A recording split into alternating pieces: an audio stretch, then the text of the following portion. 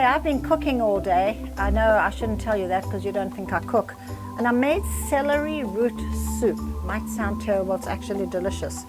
And you have to use celery in the celery root soup. This grows on the root, it grows out of the root, and so you know, you can see that this has been cut, and then you go to the store and you buy this. And I got to thinking, we're talking about leaves, we're talking about trees, and you're going to be learning later that there's some very important processes that draw water and nutrients from the soil all the way up through the trunk or through the stems and into the leaves. And so I thought to myself, I wonder if I can just try something, because I was also cooking beets. Now maybe you don't like beets, but they're full of nutrients, so we like beets. So I made beets today, which I pickled, and then I saved some of my beet juice, and I thought I'm going to cut off one of these celery stalks, and I just want to show you how I did that. I picked a nice one over here, and I kind of broke it off first, just like that. And then what I did was I actually cut the bottom a little bit so that it was straight. These are my kitchen scissors. This is the new one that we're doing as we demonstrate, and you can see there are no red xylem vessels showing up on this. It's just the white pithy color because it hasn't drawn anything up yet.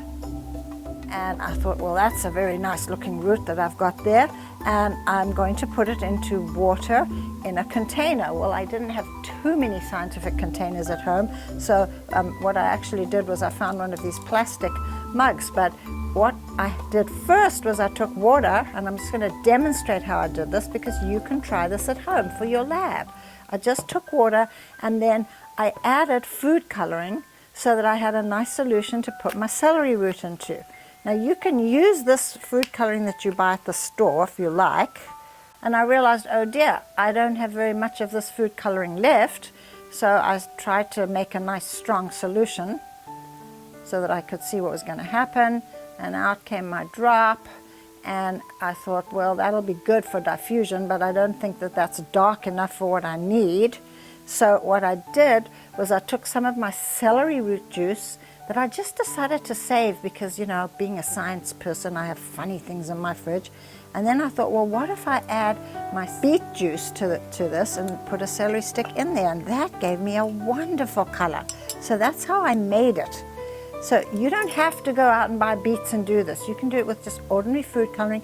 Red is a good color because it contrasts. So then what I did was I took my very nice color liquid, and I took my celery stick, and it's not going to do very well on this one because this is small, but I put it right in there, and I thought, well, I'm just going to put this in a sunny window and see what happens. So I will be putting this into a sunny window in a little while. That's how I did it. So of course I have my trusty little dissecting kit because every science teacher needs to have one of those. It's a toy. I put my first celery stick into the juice that I had made red and put that in a sunny window, and it was there for about an hour. And I thought, I must just check and see if anything's happening yet. And so I lifted it up. Let me just get this off so it doesn't stain. And I was quite amazed to see that already there is evidence, if you can get up close, Mr. D, in all these little vessels. Okay, we have blood vessels, 3 different kinds. We have the veins, we have the arteries, and we have the capillaries. We all know it's capillaries, right? Say that word, capillaries. Well, plants don't have those things. What they have, though, is xylem and phloem vessels. That's another lesson for another day, but I just want you to see it's starting to pull it up. The redder you make your liquid, the more clearly you will see this. Well, I'm hoping I'm going to see some change in the leaves. This might not be strong enough, but on the other hand, it might be. So I might just add a little bit more coloring to this now. Aha! It's looking better. I'll stir it again. By the way, do this in a place where you can easily clear up and make sure you don't spill the coloring, because it's dye. Well, my beet juice also stains, but the red dye is dye. And I got some stuff on my fingers just working today, so be careful.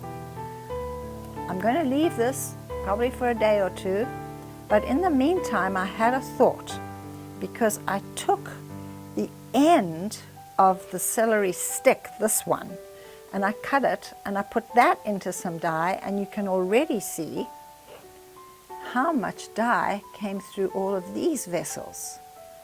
So I said to myself, Mrs. D, what would that look like under a little low power microscope?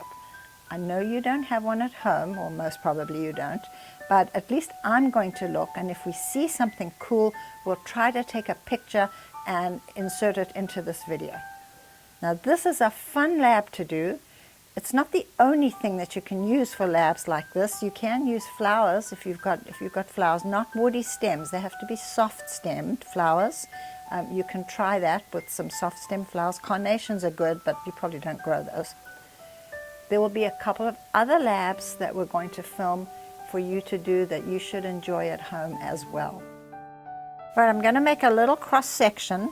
It doesn't have to be as thin as it would have to be if I was using one of our big microscopes, because this one will still show up.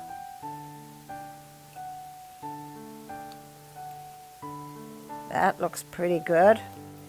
So I'm going to take this little sliver that I made, this little section, and I'm going to put it in here. And I'll put the other one in too, because I can focus in two places. Okay, then the first thing I want to say is, you might not have a microscope at home, but you might have a hand lens. And so perhaps if you have a hand lens, you can even see how clear it is just with a hand lens.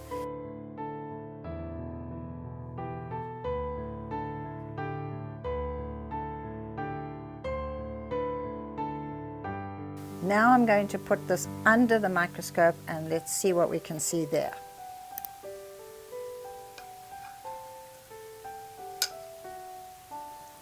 And you'll remember that this has got a fiber optic source of light, and I've got it shining towards some light, so it should give me quite a good view. And of course I still have to focus it. And this is very simple. We just move the barrel up and down.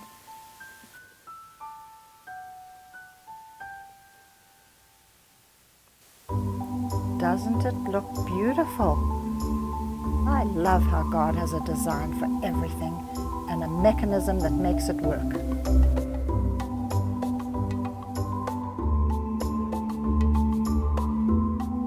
Okay, I just find this kind of stuff fun, so I hope you've done this and I hope you're having fun, even if you haven't got a microscope. But remember what we do when we're done with the lab. We clean up.